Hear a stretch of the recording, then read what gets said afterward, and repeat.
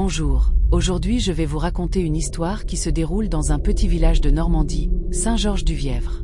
C'est un village tranquille, avec ses maisons anciennes, ses rues désertes et son clocher qui domine tout. Mais derrière cette apparente tranquillité, il y a une pharmacie qui est devenue le théâtre d'événements étranges, presque inexpliqués. Ce que je vais vous raconter est un mystère qui fascine encore les habitants. Installez-vous confortablement et laissez-vous guider à travers cette histoire. L'histoire commence en 1929. La pharmacie Gourlin accueillait les habitants comme tous les jours. Tout semblait normal, jusqu'au moment où un bocal posé sur une étagère se mit à trembler, puis tomba, tout seul. Quelques jours plus tard, un autre objet bougea. Puis un autre. Des chaises se déplaçaient, et un mortier de plus de 20 kilos semblait se mouvoir sans personne autour. Les habitants étaient intrigués, fascinés et un peu inquiets. Très vite, ils remarquèrent un détail troublant. Les objets semblaient bouger surtout lorsqu'Henriette Fontaine, une jeune aide domestique, était présente dans la pharmacie. Dès qu'elle s'éloignait, tout redevenait calme. Était-ce une coïncidence, un esprit farceur, ou quelque chose de plus mystérieux encore? Les bocaux et les chaises semblaient littéralement danser autour d'elle, silencieusement, sans que personne ne puisse l'expliquer. Face à ces événements, la gendarmerie fut appelée.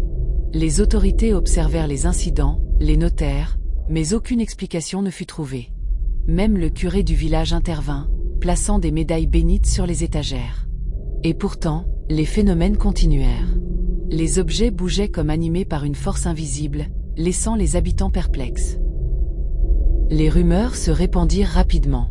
Certains parlaient de sorcellerie, d'autres d'un poltergeist, un esprit farceur qui se manifeste autour d'une personne. Tous les regards se tournaient vers Henriette. Scientifiques et curieux étudièrent les événements, sans jamais trouver d'explication satisfaisante. La pharmacie devint un lieu légendaire, et son histoire continue de fasciner encore aujourd'hui.